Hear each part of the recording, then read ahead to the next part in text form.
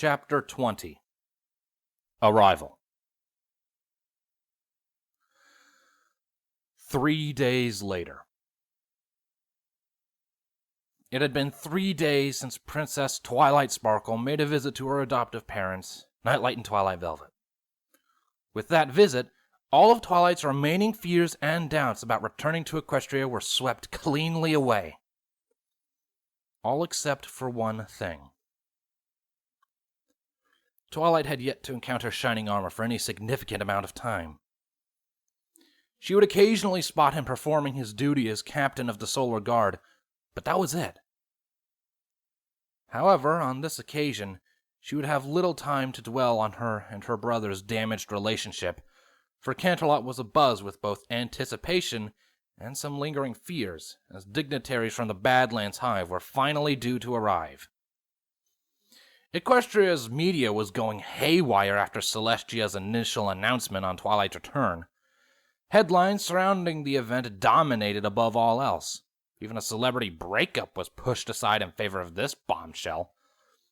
Headlines included Twilight Sparkle, Changeling Princess, Invader or Negotiator, the Princess Twilight Debate, Changeling Diplomatic Relations, Yay or Nay. Of course, there were also the fearmongers, mainly from the daily Canterlot newspaper, CNN, Canterlot News Network. End is nigh, changelings infiltrate and manipulate royalty. Twilight herself had barely left the castle since arriving, barring the one visit to her parents' house and a trip to Donut Joe's a day later, who was all too happily to host Twilight and her interesting entourage. Twilight now stood in front of the main gates of Canterlot Castle, with Princess Celestia standing just to the left of her. To Twilight's right, her 5 guards stood lined up in a uniform formation, which was mirrored by Celestia's 5 solar guards on her left hoof side. The road leading from the castle was lined with barriers and guards, keeping at bay the mass of intrigued onlookers and nosy media journalists, all wanting that career-defining interview. Just across from them, a carriage was just pulling up, said carriage being surrounded by an escort of guards. Out of the carriage into the gleaming sunlight of the beautiful Canterlot morning stepped 3 rather standard-looking changelings. But according to Chrysalis, they were the 3 most accomplished diplomats within the hive, having spent a great amount of time at other hives negotiating all sorts of deals when the Queen herself was otherwise engaged. As the 3 approached, their escort kept a respectful distance, and the 3 changelings did an excellent job of blocking out the sudden hammering of questions from the reporters and the flashing of cameras. They could honestly say, in all their years working as ambassadors to other hives, they had never arrived to such a wide amount of interest and fanfare. Ponies were indeed curious creatures. As the 3 approached Celestia and Twilight, they were ready to greet them, Twilight doing her best not to look overly nervous, and Celestia with her usual motherly and welcoming smile, perfected by over 1,000 years of ruling Equestria. Princess Celestia, the lead changeling bowed. An honor to make your acquaintance. He spoke with practiced professionalism. The honor is mine. May this be the beginning of a long and lasting peace between our 2 peoples. As is also our wish, Princess Celestia. The diplomat turned to his princess next, bowing again. Your Highness, permission to begin diplomatic negotiations with the nation of Equestria at your leisure.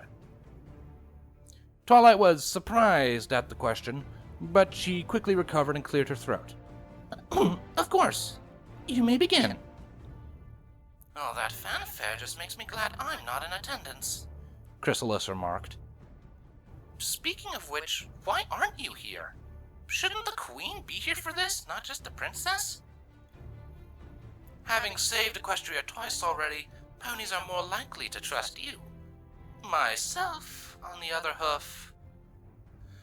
Yeah, I hear ya. I promise I won't let you down. I know you won't.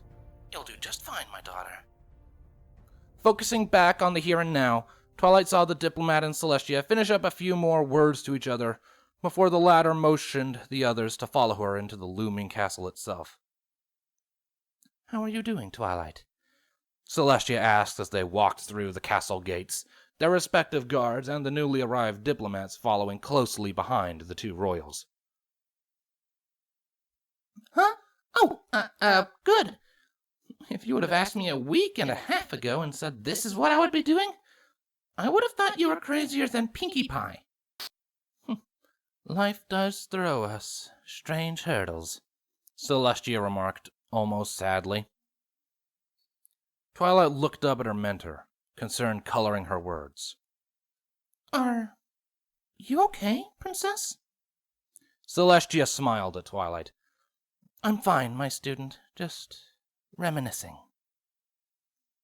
The massive front doors of the castle closed behind them with a loud thump. Many of the guards moved on to their normal posts, only leaving the location's usual detail and the royals' personal guards remaining. Raven had shown up to show the recently arrived changelings to their rooms and show them the areas of the castle they were authorized to wander. "So, what now? Are we still on for tonight?" Twilight asked Celestia. She nodded. "Of course." "Okay then. Until then, I've been wanting to—" Twilight started to walk away, but was quickly stopped.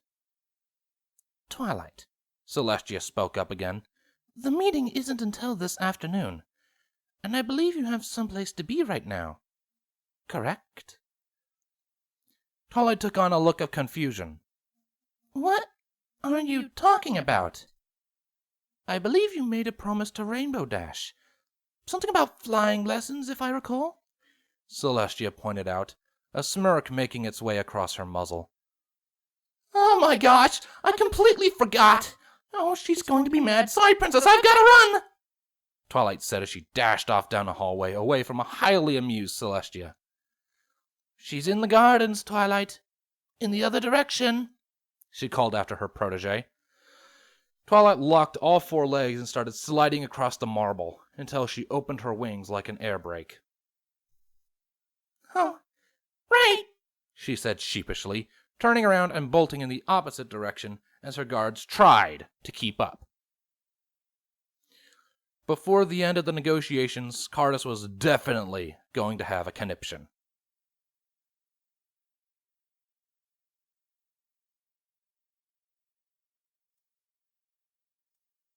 Princess Miyamori Cadenza strolled through the halls of Canterlot Castle, towards the guard barracks, where she knew her fiancé would be.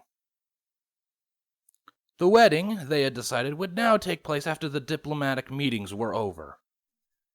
Suffice to say, Chrysalis was not invited.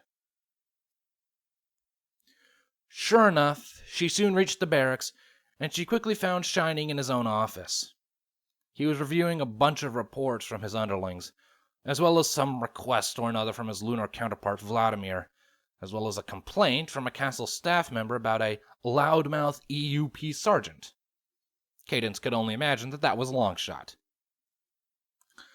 What she didn't expect, however, was to arrive to find Captain Cardus already there, and beginning some sort of dialogue with the Solar Captain. Cadence stood by the door to listen in.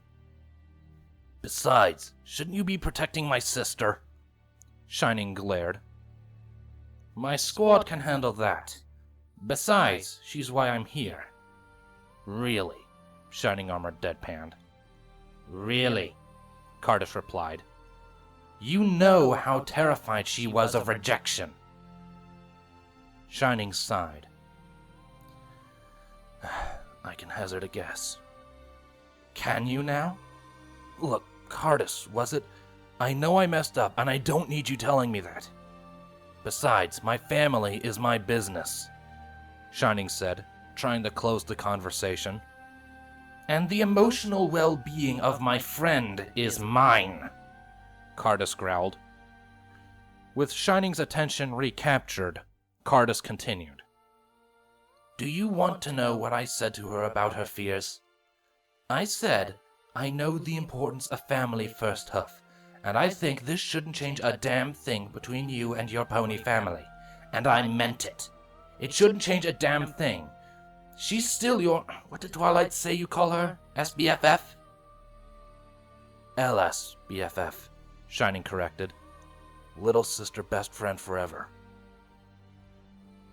After a few moments of contemplation, Shining said next, Tell me, Cardus, how do I dig my way out of this one? After what I said... Just talk to her. Is it really that difficult? Do you have a little sister? No, but I have a wife. Like any couple, we've fought, said things we've come to regret, but we talked and sorted things out. It's not really that different. Shining sighed. Cadence made the same suggestion. That's because it's a good one. Cadence finally made her presence known.